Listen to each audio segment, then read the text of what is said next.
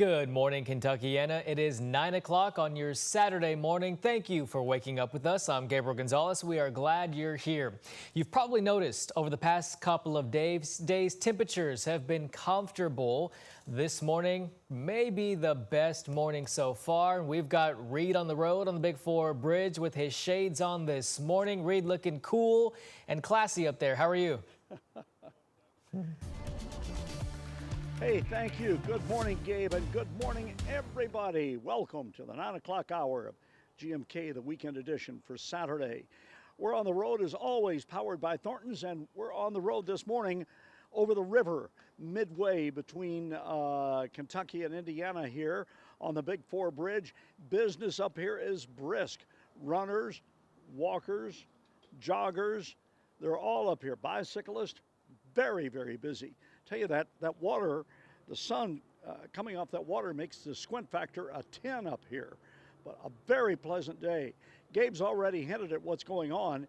If you like today, you're really going to be happy, probably for the next week. Let's dive in, take a look at some temperatures now on Max 1. Plenty of sunshine at the present time. And we're looking at temperatures, a lot of 60s showing up, needless to say. Whoops. Just popped up to 70 out at Ali International, 69 down at E-Town and Campbellsville, 65 out at Jasper. They got a 59 earlier this morning. Up at Madison, 66 degrees. Also, we're looking at 69 over to the east. Frankfort don't have their temperature this hour. But as you can see, looking at the Hughes and Coleman injury lawyer camera there, part of the U of L Health HD camera network, it is a beautiful day looking in any direction you choose to look. Now, here's what we have. Look at your weekend. 86 today. Get a lot of sun. We may even add another degree to that. For tomorrow, 84 degrees and dropping humidity.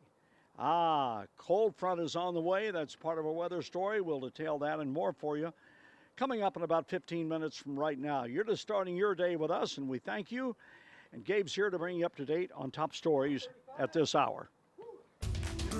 All right, sounds good. Thank you, Reed.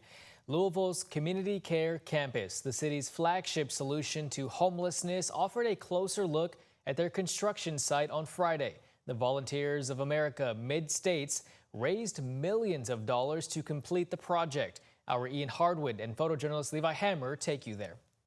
I sleep under the underpass. I sleep around the Salvation Army. I sleep anywhere where I can be comfortable. At age 64, Tony Smith has spent the last 2 years homeless while working through rehab. He's waited a year and a half for housing assistance. Now there's a little hope in the future. Across the street from his seat in the shade, the Volunteers of America Mid-States may soon be able to help. Near the Salvation Army on East Breckenridge Street, the Louisville Metro has poured millions into the Community Care Campus.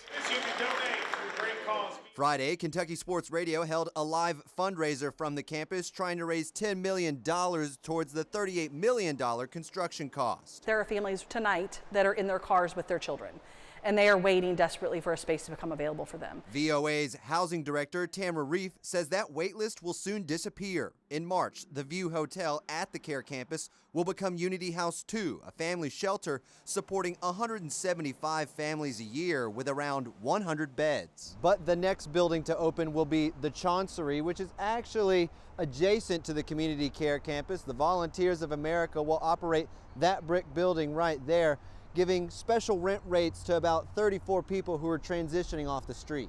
I don't want nobody to give me something, but I do want somebody to help me. You see what I'm saying? Then I can stand on my own. Smith said it's exactly what the city needs. In Louisville, Ian Hardwick, WHAS 11 on your side.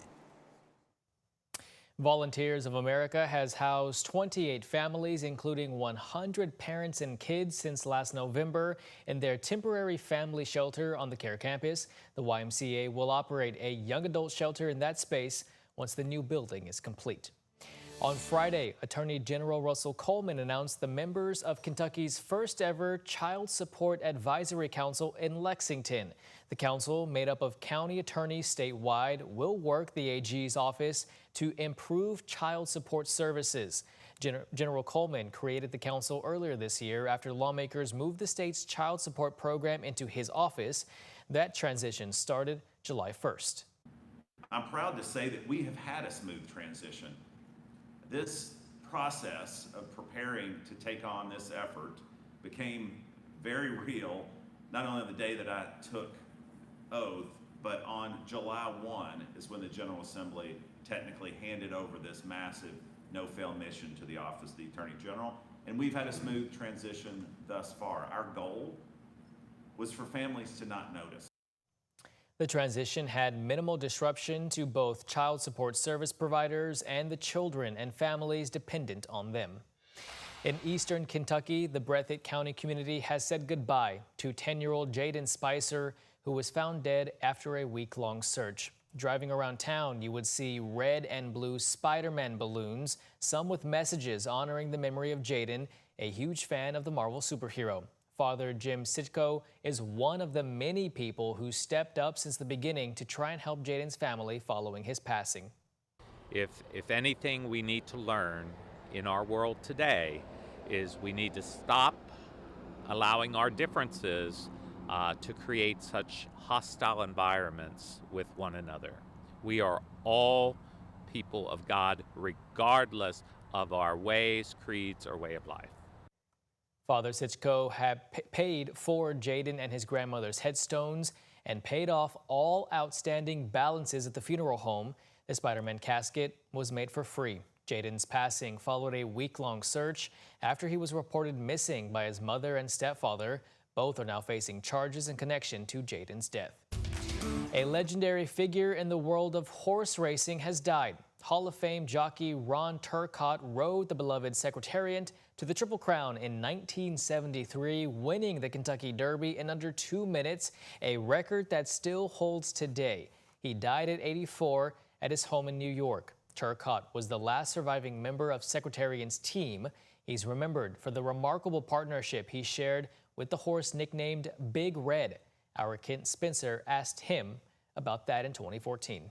It means a lot. I mean, it's achieving your Triple Crown, first one in 25 years, on the greatest horse that ever lived, having the chance to ride the greatest horse that ever lived. Turcotte won more than 3,000 races during his career, and speaking on Secretariat, he said it was the love at first ride. He could be playful at times, but was always ready to respond to you.